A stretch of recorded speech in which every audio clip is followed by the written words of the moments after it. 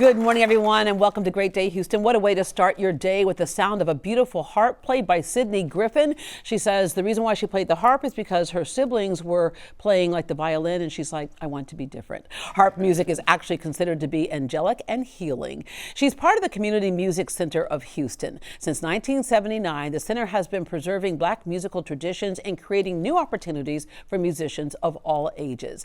Ann Lundy joins us with more on their musical journey and how you can help to keep it going. Good morning. Good morning. Oh, you were one of those people where music was basically innate in you. When I interview teachers, oftentimes they'll say when I was a little girl or a little boy, I used to play teacher and make my siblings be students. When I interview chefs, they go, yeah, I would pretend that I was a chef and I would feed them all kinds of bad food at 5 years old.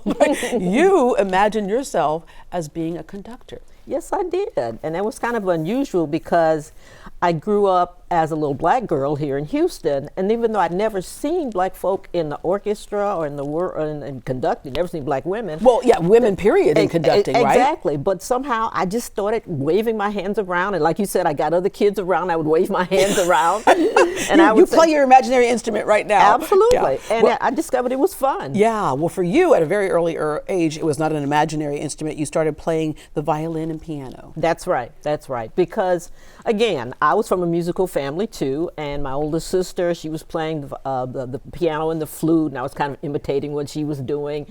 And then as I got into orchestra, I just discovered that it was just a lot of fun. Yeah. You would play with as a kid growing up, you play with other kids. So some people like sports and so forth, but for me, I like playing in kids' orchestras. And the idea that all the instruments were working together to tell a story. You and I were talking before the show. I always love that there's that term they say, come on people, let's get on the same page. Yes. But when you're in an orchestra or you're playing music together, it's not even the same page, it's not even the same note, it's the same beat, right? It's the same beat, that's right. So if we're all on one, make sure we're on one, or if we're on the third beat, you have to, the ensemble. So that's the great thing about music, because you listen and you participate and we all work together. Yeah, I love the violin, which is one of the instruments I just mentioned that you play, and you brought it today and we're like, oh good, I want to hear her play. Viola yeah, today.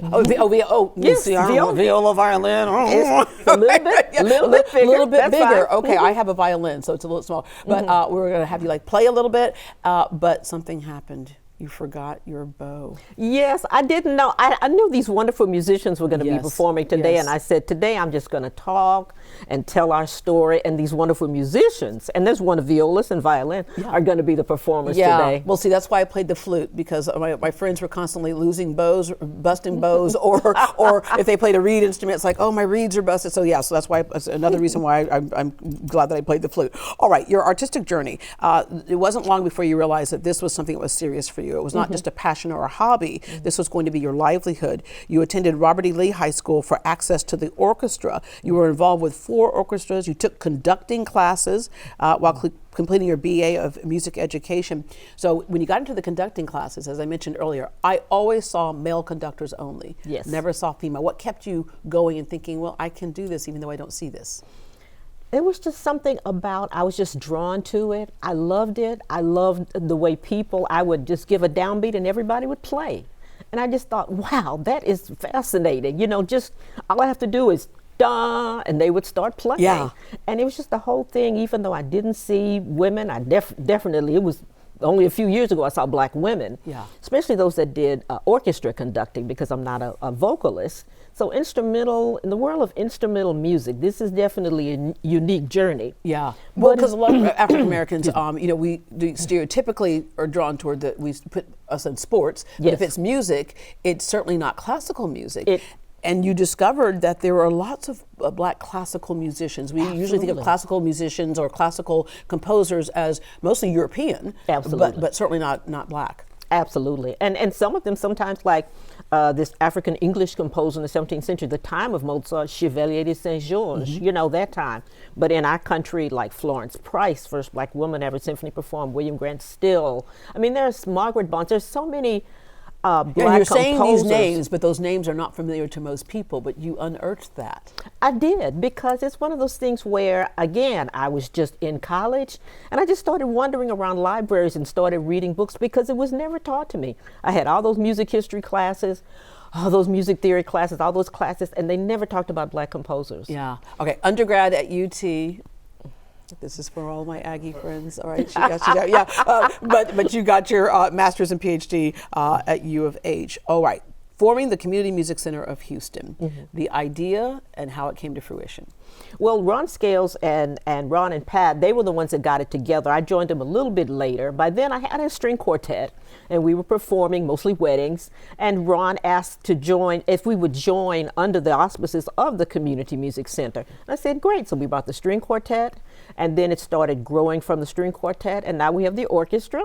It's called the Scott Joplin, born after the great Texas composer, Scott Joplin Chamber Orchestra. The Sting. I always think the Sting. It's got all the music scores. Oh, So it's right? just great. I was so glad that movie came out. Yeah. But from there, we were able to find other black musicians, because sometimes, again, you don't know black musicians are playing the violin or the viola or the oboe. Yeah. Well, because a lot of the opportunities weren't out there. You know, we were talking to someone with ROCO the other day about getting into like a symphony orchestra, and she said you have a better chance of making it onto an MLB team than you do a symphony orchestra. So what's great about this is instead of saying, oh well, you created opportunity for great musicians to play music. Absolutely. And then that way, because it is a community orchestra, so that way we invite other people. Many of them are college students. Some are music educators. And there's a wealth of wonderful, talented musicians that are teaching our kids music. Yeah. And they enjoy the opportunity to get together. We rehearse on Monday evenings, and we get together and we rehearse. Yeah, and you also offer instruction, right? Absolutely. We teach our little ones.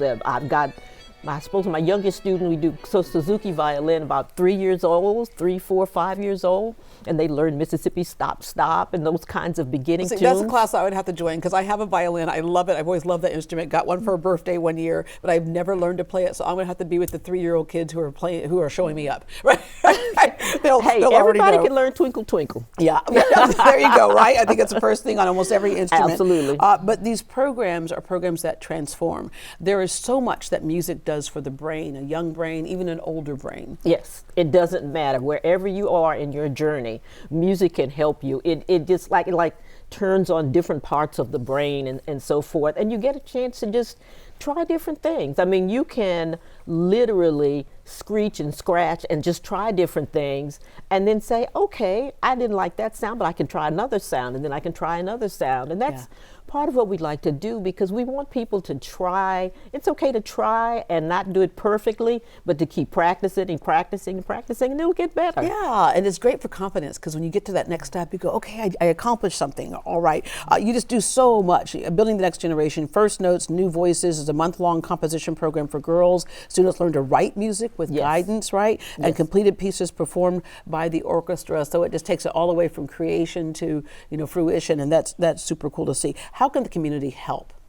Well, at the present time, we could really use the help, because we are in an end of the year campaign, fundraising campaign. And I remember that yesterday was Giving Tuesday, and I think a lot of us responded with our hearts and so forth, as I did and so forth. But the thing about Giving Tuesday is we need Giving Wednesday and Giving Thursday. Yeah, we need Giving 325, yeah, right, 365. Exactly. 365, yeah. And our community music center, of course, we're tax exempt, music center, and we are teaching the lessons, we are performing the music, we're getting ready for our January. Every year we celebrate Martin Luther King with a musical tribute to Martin Luther King. In January, we have 2 of those. We have Black History Month, a special celebration, like we said, for Women's History Month, where we're going to be involving professional women as well as girls. Because when you give, it's an extension of a great education. Yes. All right, I love this. All right, to help preserve Black music traditions and teach the next generation, you can visit cmchhouston.org to donate any amount.